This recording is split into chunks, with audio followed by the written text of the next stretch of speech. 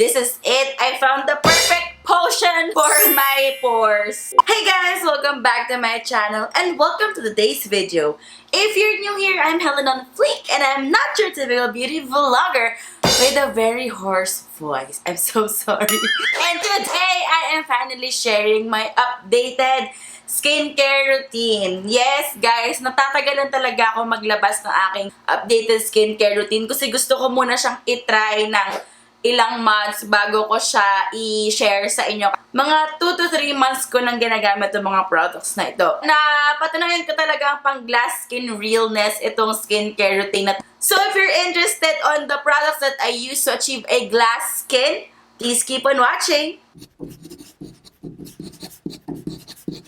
Disclaimer lang din. May mga products dito na pwedeng nag-work sa akin pero nagbe-breakout kayo. Everything that I put on my face is based from months of testing and baka nag-work sila for me. My skin is combination. I have very dry outer perimeter of my face pero ito yung inner ay oily siya. So, ayan, just so you know, sa mga combination girls out there, comment down below kung ano yung skin type nyo, kung team combination, team dry. So, the first product that I put on my face is the Dear Claire Supple Preparation Facial Toner. May mga natry na kasi akong toner na parang nagda-dry lang lalo yung skin ko. Katulad na yung COSRX na AHA/BHA toner na ano siya, nasa spray bottle. Talagang inubos ko yung isang bottle kasi ang dami ko talagang nakikitang magagandang reviews about COSRX but hindi talaga siya nag-work for me and sobrang nanghinayang ako na sayang sana mag-work sa akin kasi ako lagi pag bumili ako ng product talagang laging mataas yung expectations and hindi naman ako kaagad-agad susukuan na parang 1 day pa lang, 2 days, ganyan. Hanggang maubos ko yung bottle, okay lang. Kasi nga, gusto ko makita yung full results. And that product did not work for my face. Pero when I use this toner, hindi na parang flaky yung skin ko after I put on the toner. Yung iba, ginagamit yung hands. Pero awan ko, siguro kasi nasanay ako sa toner na gumagamit pa rin ako ng cotton pad. Dinala ko pa rin yung mga Eskinol moves natin. So kung mapapansin nyo, halos lahat ng products na nagamit ko for my skin is moisturizing. Kasi gusto ko talaga ng sobrang soft ng skin ko, sobrang supple. And that's how I achieve my glass skin when it's super soft, tignan, super plump, super moisturized. It gives you that glow pag very moisturized yung skin. So next that I use is the Innisfree Green Tea Seed Serum. So, kasi to, mas concentrated siya. Tapos kasi yung mga green tea, maganda talaga siya sa skin. Especially for nourishment. I just apply it all over my face as well. Next is, I apply my lip care. Kasi gusto ko na moisturize na yung lips ko before I do the whole skincare routine. Kasi matagal siya. So, at least nag-moisturize na yung lips ko. And yung lips ko kasi, may problem ako sa lip, guys. Kung napapansin nyo, meron akong scar. And kapag dry yung lips ko, na-irritate yung skin ko, nagiging para siyang flaky. Basta kung nakikita nyo lang. Kaya, lagi ako may dalang lip balm. And ever since na-try ko tong product na to, hindi na talaga ako nag-change ng aking nilalagay sa lips. And it's the Lucas Papaw ointment. Itong Lucas Papaw, hindi lang siya for lips. Pwede siyang pang boils, yung mga pag nasugatan ka, napaso ka, ganyan, all around siyang ointment. This is really helpful for my lips, especially kung kayo guys ay very dry yung lips nyo. This is the best na lip care na may share ko sa inyo. Pricey siya, pero guys, ang laki naman nitong product na to, diba? Parang sa Watsons nasa 400 siya. Pero ang dami niyang use, kahit sa mga sugat, kunyari, na paper cut kayo, ganyan, o diba, at least nasa bag nyo lang, mag-heal na siya well. And ito, nilagay ko siya agad sa napaso kong hand, ayan. So ito na siya ngayon, hindi na siya nakikita. Pero napaso kasi siya ng ng pangkulot. Ito to, ayan. O, diba? Nung napaaray ako agad, nilagyan ko siya agad nitong Lucas Papaw and maganda naman yung healing niya, hindi siya nag-keloid. Hindi rin siya yung record na malaking bubble nung napaso siya. Believe talaga ako sa Lucas Papaw na ointment. Of course, drink your water, girl. Kapag hindi rin kayo nag-hydrate madalas from the inside, like kunin kayo sa water, makikita nyo parang iba talaga yung skin nyo. Like may mga lines na hindi nyo alam, wrinkles na ba yun, ganyan. Merong iba dyan, dahil lang kulang kayo sa water. So, keep on drinking your water, guys. Ito, isa to sa aking miracle potions. So, miracle potions.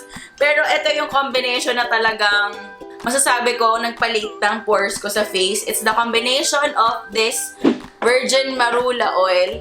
This is from Drunk Elephant. And the Snail White Snail Secretion Filtrate Moisture Facial Cream. So, ever since ginamit ko kasi to marula oil, napansin ko na lumiit talaga yung appearance ng pores ko. Siyempre, kapag gumigising ako, diba, pag tinignan ko yung sarili ko sa salamin, napapansin ko na hindi na siya ganun ka-visible. So, this really helped my skin in reducing the appearance of my pores. And then, next is the Snail White Secretion Facial Cream. Ang ginagawa ko dito, nagpapump ako ng isa. Yan. And ang nakakatuwa dito yung jar nila. Very hygienic. And I just apply 2 drops. This is quite expensive, guys. Like, ganito kaliit na bottle, 2,800 sa Sephora. But, mga 2 months ko na siyang ginagamit and hindi pa ako nakakalahati. Tinry kong i-apply lang yung virgin marula oil sa aking face ng yun lang.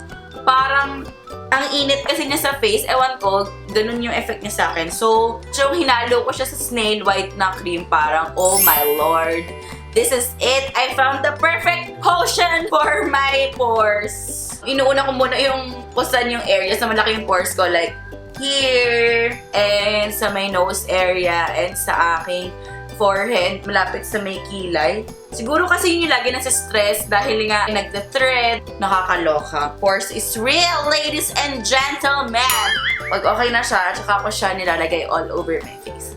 And also, I love patting down yung mga excess products sa aking neck area. And then, next is, I use the Estee Lauder Advanced Time Zone.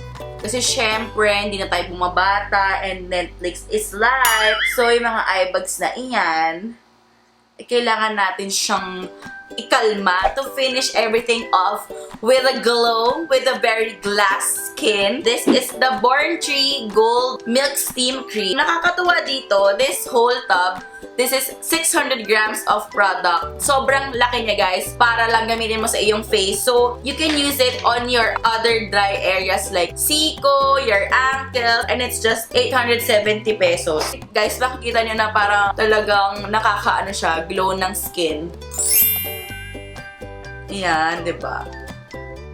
Pag lumabas ka ng bahay, super glowing talaga ng skin. Ang sarap maglagay ng mga tint, ganyan, kasi talagang nakaka-fresh lang talaga siya. Like, eto na ako pag lumalabas, tapos maglalagay lang ako ng tint, and then I'm done. Diba, nakita nyo ang glowing ng ating skin?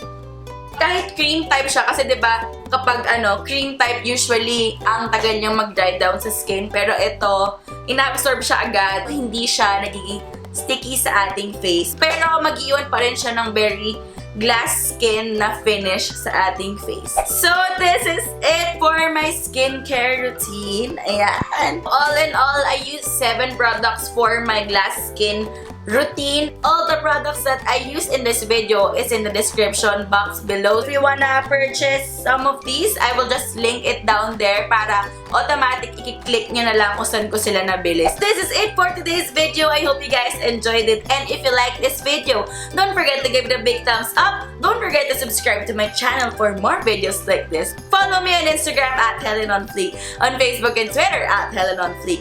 Thank you guys so much for watching, and I'll see you guys on my next video. Bye! Bye!